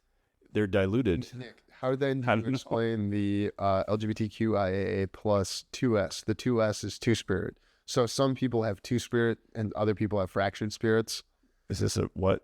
Well, no, that literally after plus in the LGBTQIA, then there's the plus, and then it's 2S. 2S is two-spirit, where it's like that's some folks see them, and two-spirit is a Native American thing, Sure. where some people were two-spirit. I'm not sure if this relates to. Well, so they're just commandeering something that I don't know. Well, you don't. If you have two spirits inside of you, it's not necessarily your fault. Yeah, how do you know? How do you know that you have two spirits inside of you, or how do you know? Yeah, I don't know. I don't think I have two spirits inside of me. I think every one of us has two bears inside of us, and the bear that wins is the bear you feed. Okay. That's a. I think, to be quite honest, I don't know. Like, I don't know. Nobody knows, but that's the thing about religion is they pretend to know. So like. It's not my job to know, but but I can absolutely call out when someone a whole group of people is pretending to know. Oh yeah, like when a whole group of people says, "Hey, Jesus died for your sins, but we should level Palestine." Maybe that's not the best thing to say. Or that a white Christian in the United States, or that animals go into non-existence because humans are. I have no idea. I was just suggesting that because you said the dog was in hell. I don't know. The point is, Schwaller was wrong to tell me Aunt Sally wasn't the answer. Aunt Sally was definitely the answer because in reverse order of operations, you do addition and subtraction first. Where are you with these arcs that you didn't like? Because we've covered what you didn't like about these guys showing up. So I guess I can buy the overall art. So by the end, Kristen Dunst's arc fine. Love it. Relate to it. I guess I don't know why it had to result in her like having a breakdown. What do you mean she had a breakdown? She was like, she was cowering the whole time. Like before. Oh, but that was out. That's before they made it to the White House. That's a little bit uneven. And I'm just thinking of that now. Like, where did she have a breakdown? She's freaking out, and the young one, the 23-year-old, is the one like going out and getting all the shots while they make it to the White House. And I'm just like, why is she having this breakdown? Why is Kristen Dunst having this breakdown? But then, of course, they get to the White House, and then she's back. Let's see, she has the wherewithal to pull the way of the Secret Service bullet that she takes dead. So. Well, no, I think that's part of her arc is that because she, let's try this. So, do you love this country, Dick? What about it? No, I generally speak. The Postal Service? Sure, yeah. The Postal Service, the national parks, the national parks. Multiracial working class, Sure, all that's fine. Yeah. So if the nation's capital was being bombarded because we were at such civil war that that might have an effect on me if I understood, like if I was going through an arc where it's like, well, I am not having feelings about this because the only way to operate as a journalist is to be a neutral observer of these completely horrific and shocking things that are happening, and then, oh no, now that I have reached almost my zenith, I am here and I might get to take a shot of the president who, hasn't had a news interview in 14 months. I might countenance some of the gravity of that, which then may lead me to go, oh no, I'm going to save this girl I care about instead of letting her die. Actually, where it falls apart for me is I can buy that she's gotten to the point where she's going to break down, where she's no longer thinking about the photographs. Maybe she's thinking about. Well, because she deleted. You said she deletes the photograph, which tells you that's part of her arc. Yeah, and then she's kind of going, well, if it's not about the photographs, it's not about just neutrally capturing these things. What the fuck was this whole thing about? So I could see her breaking down based on that, but then to swing back from that to, I'm going to save this person. I've been caring about this whole movie. She's the one who said he's still in the White House. Let's go get him. Like it's such a pivot back to where she just, prior to her. Yeah, because she's smart. She's smart. Smart. What's smart? Yeah, and it gets her killed. So what was smart about that? No, I don't think being smart got her killed. I think caring is what got her killed. She went. So she. If she hadn't picked up this girl from the whole beginning, like she kind of violated her own principles by not being neutral and just being an observer, by interacting with this wannabe journalist who maybe there's a little bit of narcissism because she like looked up to her kind of thing. Because she takes in this girl to her team, like somewhat unwillingly at the beginning, and then as time goes on, she develops a very good relationship with her as a professional, but then also as a veteran to her, more ingenue status. And I almost wonder if part of her breakdown is, what have I led this person into? Like, that's how she's able to go, hey, so maybe it's not I love this country and our nation's capital is being fucked over. It's, I brought this young 23-year-old girl, I'm going to say she's 38, she's not, but 38-year-old woman, 15 years older. I led this young girl into this situation, and now the whole country's going to shit. Who knows what's going to happen after they kill the president, if they get to kill the president,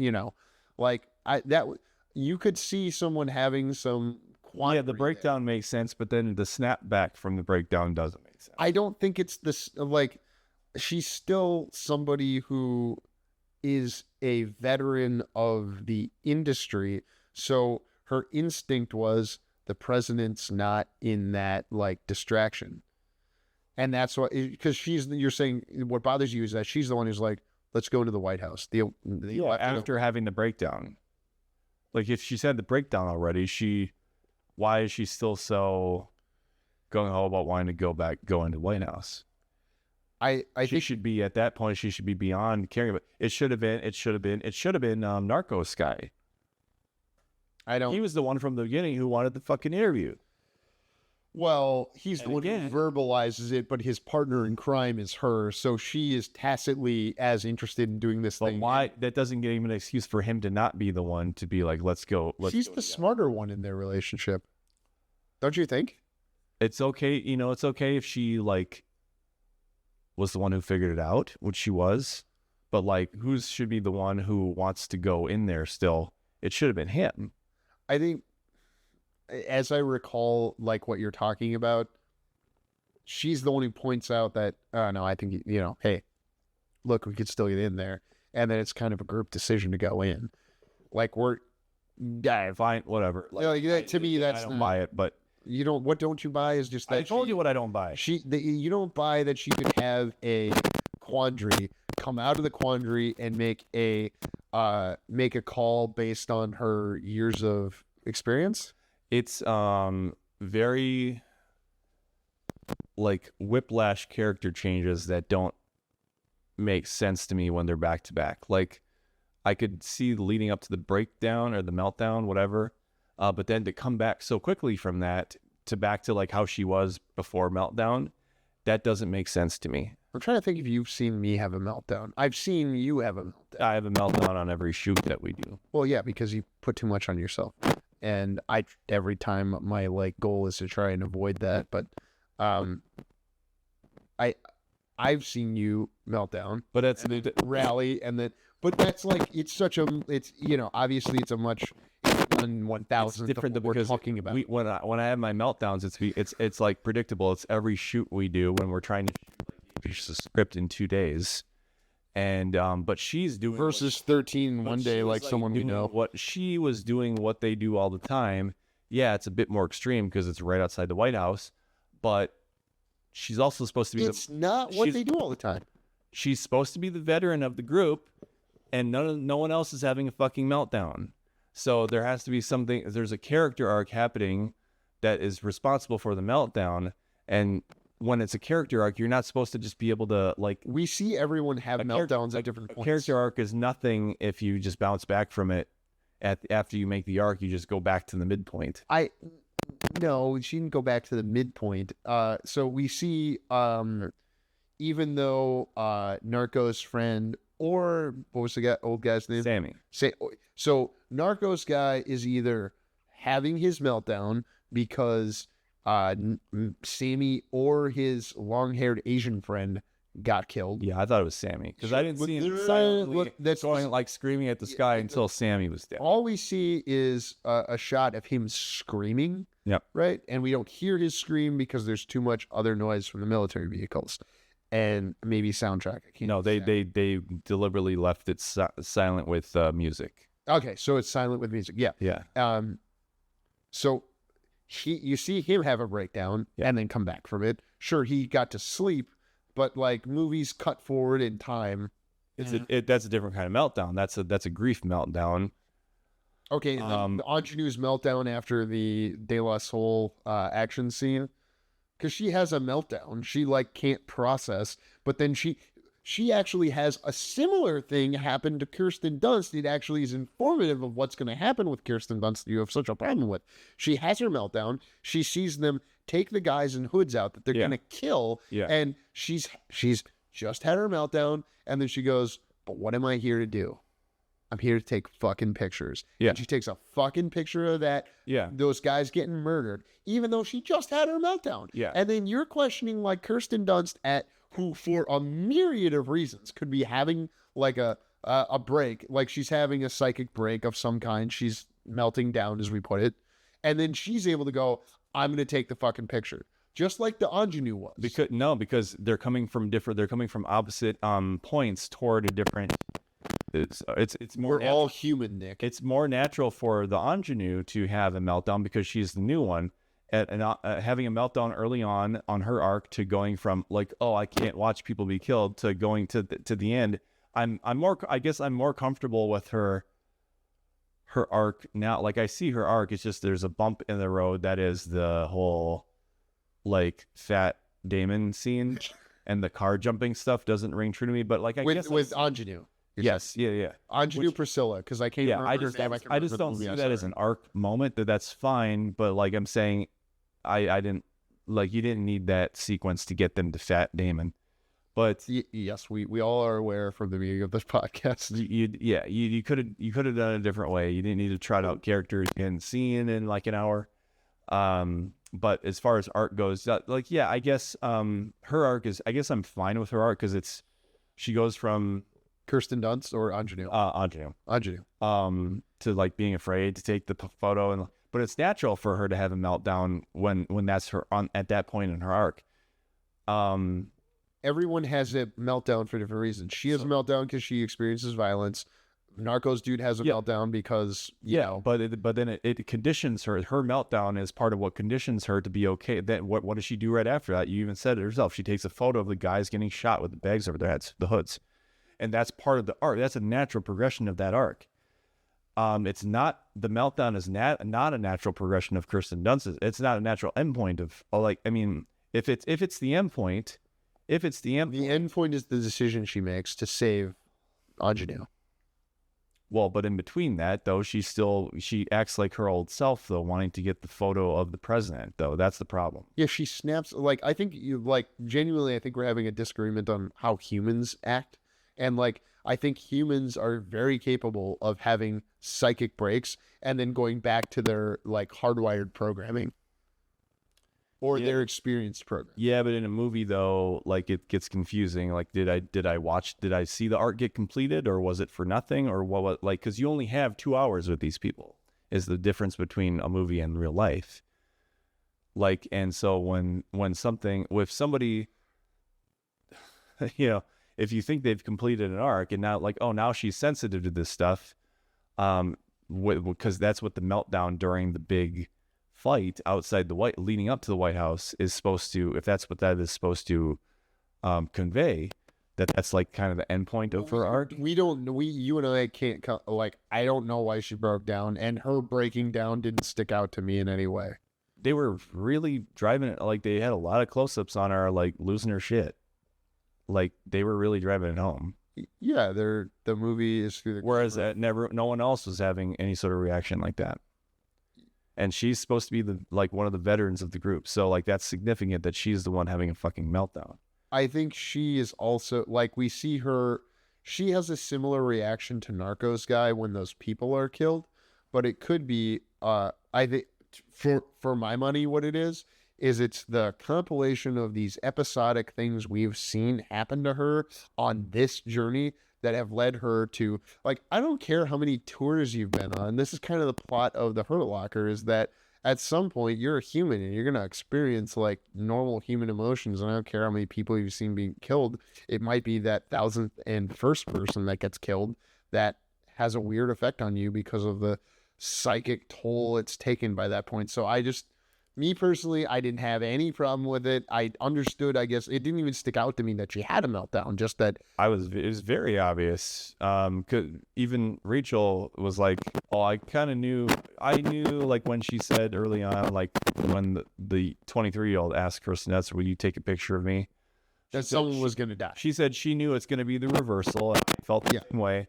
And she even went as far to say that she knew that Kirsten Dunst was going to melt down. Like it was going to. Rachel told you this after. Yeah, as we walked.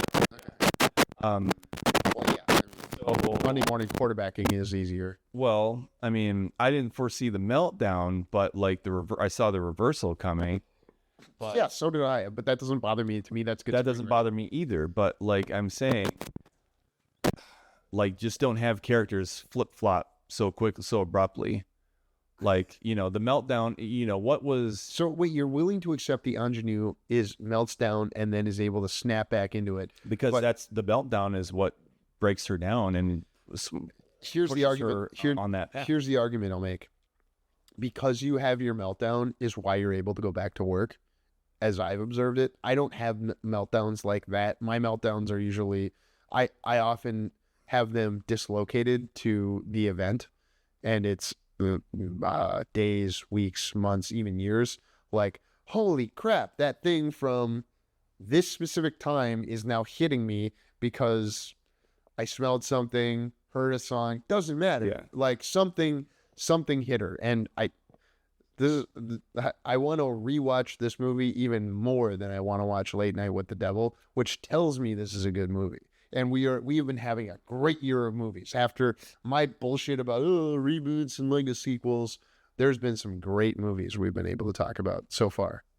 Sure. Like, you may not love Late Night with the Devil, you may not love the Civil War, and I hope when, we get to watch the movie that you're writing right now, or the movie that I've already written, that we have, similar feelings, and it leads to long conversations. But to quote a Canadian professor who is of ill repute talking to a late night host who talks about politics, people don't often talk about movies after they see them. I was referring to Jordan Peterson on Sure. Mars podcast. I figured, yeah. Yeah, I just didn't want to say it because Jordan Peterson's bad and good liberals don't like him. Oh, yeah? Because he's got wrong opinions about a group in the LGBTQIA plus, I think is why we're supposed to not, to me, he's like a guy that tells other dudes to make their bed. And it's like, who would have thought some nerd telling other people like, hey, make your bed, would become a bad guy, but whatever. I don't know. Yeah, I think, so I'm okay with the 23-year-old's arc. Because at the end, she's just ready to take the picture. And you have a problem with Kirsten Dunst's arc because of the way she melts down and snaps back from it. Okay. Yeah, well, I just don't like arcs where like people do stuff that, unless the point is very clear, like, oh, this character didn't learn their lesson. Like they went there and then they came back. They went from A to Z, but then they're heading back to A because they didn't learn their lesson. Well, the arc points on Kirsten Dunst are we meet her. She's giving ingenue her like press vest so that she is less likely to get killed. And then she says you got to be a neutral observer and not like have an opinion about what you're seeing. And then moves towards I can't think of the third beat, but we know the fourth beat is I'm going to save this girl. And the third beat is her deleting the picture of the person she doesn't want to have, captured. Sure. After giving the, take a picture of your dead body. What do you think? Even though she doesn't say exactly that. And then it's, no, I'm going to actively participate in what I'm seeing and not be a neutral observer. So to me, that's the arc. And the breakdown in between those things is most likely attributed to oh my God, this whole thing I've been gearing towards isn't something I care about anymore. And what I realize I care about is these people I'm with, which is a natural human thing to me. But so you're saying that she wouldn't have pulled the girl out of the way at the beginning of the movie? Like, I don't. Correct. I Well, don't think she was would. on her path to doing that by giving her the press vest. Because, like, random person, I'm going to give her this. And, and then by the end of it, it's like, no, I'd pull you out of this situation. Whereas at the beginning of the movie, she wouldn't have, like, moved the Priscilla Ingenue girl. She would have just, all she did was after the fact, take this press vest, get out of here. Maybe on end of the movie. Maybe on a rewatch, it'll be clear. I can keep an eye out for stuff that makes that clear, that's like any sort of indication that she would not have pulled her out of the way at her state in the beginning. That's what I'm saying. Yeah, I think the arc of Kirsten Dunst is that she specifically goes from, like, she becomes more human. Like, she's learned to be somewhat inhuman by being a reporter because you're witnessing the worst of humanity. Yeah, but the problem is that there's the inhumanity of, like, taking pictures of death and stuff. That's not the same thing as, I'm not going to pull my colleague out of the way of a bullet. That's not the same thing. She wouldn't have worked. She didn't want to work with inexperienced people, even though, as we saw, Sammy saved the day when they thought, oh, no, our journalism will save us. Like, they also have, their entire conceit of their role as journalists is broken at the end of the second act when, Asian Fast and Furious guys led them to Jesse Plemons. I can remember his name now, because they thought they could just go in and go, no, we're press. We don't have to have a problem here. And, like, everyone agrees except for Sammy, who's, like, the only reasonable person in that scene who's like, no, fuck these guys. Get the hell out of here. Yeah. These guys, they're just going to, Yeah, I see the significance of that moment. I just think they could have gone there way. Sure. And I'm not going to ask you what that would be because that's your job for it. Yeah, no, they can pay me WGA rates to write it. Like, I'm just saying, I'm just confident that you didn't need the car jumping. You didn't need to dredge up. All know you didn't need to dredge up characters. This conversation has made me love the movie more, and specifically things that I didn't notice. I've reflected because of it. I just had a few issues. This was a better bait than I thought it was going to be. I really didn't think it was going to go anywhere because we both like the movie. Go see Civil War. If you're listening to this, you're probably one of our friends, or it's in the future. This endeavor to work out. I'm trying to end right now, brother, because you're fine. You decided both of my drinks. Any other closing thoughts on the movie that we focused on very specific parts that are not what we've talked about so far? So the guy, Narcos guy. I guess I'm still supporting Sammy more than the other guys, but like he changed. Like I'm trying to think. Like, what did he change? Like, how did he change? Like, I know he went from wanting to. He's an anti-hero. I know he went from wanting to get, and then when it comes time to, like, can I get a quote? And all he says is, "Don't let him kill me." And he's like, "That." I'm trying to make that work in my head. Like, what? I thought what he said was, "That's what they all say." Okay, he said that's what they'll do. He said that'll do. Yeah, and I've heard people say that about that line, and do you feel he was disappointed when when Nick Offerman, president, gave him the line? Like, do you feel he was disappointed or detached? I thought he was disappointed by what he said. Versus detached. I didn't read that. I read as like he no longer cared about getting an actual interview. Detached. With it, so probably detached. Yeah. Over disappointed. So, yeah. And he seemed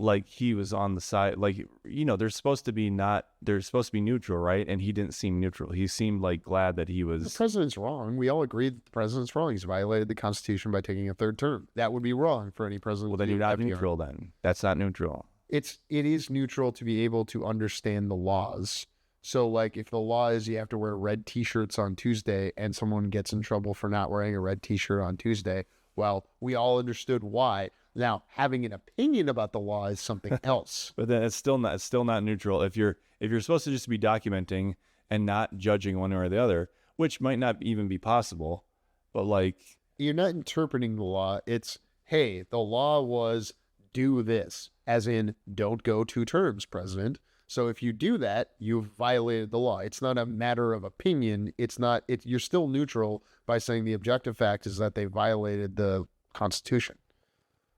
Unless the Constitution has been changed, which we're given no information to indicate that. so. But that means then they weren't really neutral, because that means they would have had more of an allyship with some of the forces, some of the factions versus others. I think when she says you're supposed to be neutral, it's a goal. It's a goal that you can never reach. It's like, I want to be perfect. It's like how the Christians believe, be like Christ. You can't be like Christ. That's the whole thing. You can't be neutral. You're a human. You're going to have the fallacies and advantages that humans have over AI or a book. There are things that can be completely objective without having any interpretation. But no, I think it's completely neutral to be like, okay, well, this guy violated the law of this country. Because if the despot dictator of another country was getting killed by rebel forces, and you're like, well, this guy violated their laws, I don't care that he violated. Like, the neutrality comes into whether or not you care about the violation of the law, not in whether or not you recognize there has been a violation of the objective law. Well, now that I think about it, thinking back early on when they first set off on their road trip, he expressed it sounded like the questions he was proposing to Sammy that he was going to ask, I think had a bit of animosity to them. Sammy specifically goes with animosity. No. The Narcos guy, Sammy, I think, is asking Narcos guy, what questions are you going to ask him? And he's asking him, it was questions that, like, Sammy suggests a bunch of things that he didn't suggest them. He asked Narcos guy what he's going to ask. And Narcos guy says he listed off a few questions he was going to ask. And now that I think about it, I forget what they were exactly. No, Sammy specifically says some things like, why are you in your 3rd term, Mr. President? And Narcos guy is telling him, like, no, we don't want to be combative with the president. And that sort of, like, the whole point of that is expository, but is also telling you about the characters. And I'm very certain that Sammy is the one who's being kind of catty in that scene. And Narcos guy is like, no, I'm specifically, and he gives the example of the question he's going to ask at the end, which has, because Sammy says something like, how do you feel about using drones against your own, citizenry? That's not what Narcos guy says. Sammy says that specifically. Really? And the 3rd term thing. You sure about that? I'm willing to take a bet on it. Okay. How much? I'm not going to fucking bet you. So I'm Mitt Romney right now, and you're Barack Obama. Great. You're a Mormon. Oh, no. I'm sorry, Mormons. There's a big Mormon listening audience. So, like, I don't know. I was about to say, like, if that had been Narcos guy proposing those questions, then it kind of actually makes more sense. That he's not neutral.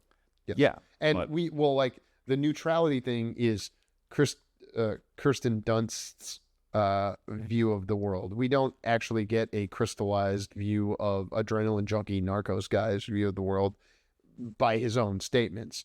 Other than that, he wants to get, like, we just understand what his goal is. Mm-hmm.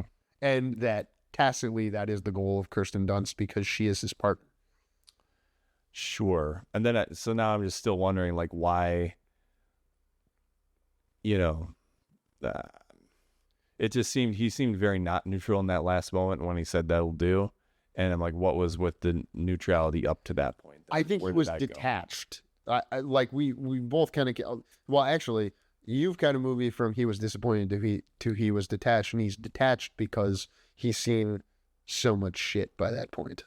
Sure. After already having a lifetime career of shit. Yeah. And then I guess I'm just wondering why he didn't have more of a reaction to Kirsten Dunst dying. But, I think, again, that goes back to when people process things, like... Because I get that when Sammy died, he was fucking screaming at the sky, and then,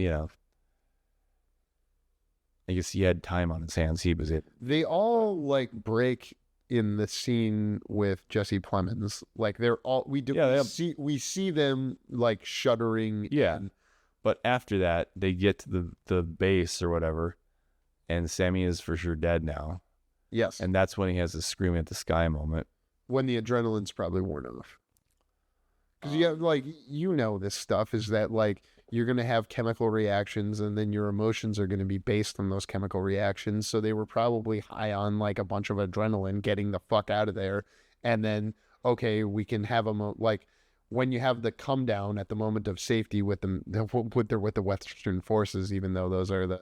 Yeah, so they've come down from the adrenaline, so the reactions then are more natural. His adrenaline is still up. That's why he doesn't lose it when Kirsten Dunst dies, even though he's very close to her. I'm sure he would have a similar or greater reaction, but after the narrative of the movie. And after he poses in the picture that... He's not in the he's not in that picture. He is. Where is he in the picture? To the left. Okay. I specifically was looking for him and thought, oh, good, this is just the military guys. Right at the camera.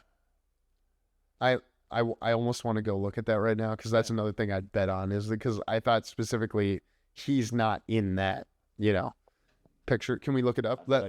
See if you can look at the picture from the credits of Civil War. Type that into Google and see if we can get it.